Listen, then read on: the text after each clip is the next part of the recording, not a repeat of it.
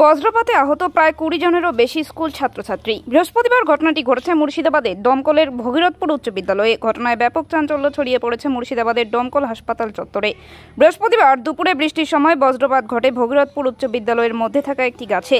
আর সেই বজ্রপাতে প্রায় 20 জনেরও বেশি স্কুল ছাত্রছাত্রী আহত হয়। আহতদের তড়িঘড়ি উদ্ধার করে নিয়ে আসা হয় দমকল সুপার স্পেশালিটি হাসপাতালে। ওই ঘটনায় ব্যাপক চাঞ্চল্য ছড়িয়েছে ওই এলাকায়।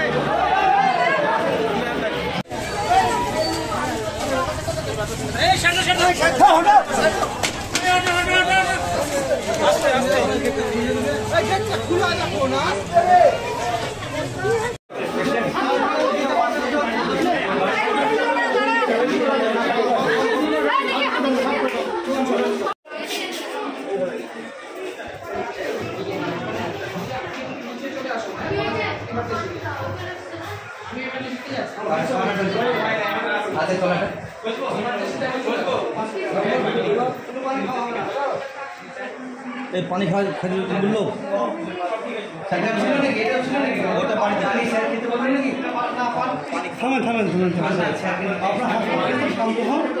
सब ठीक है।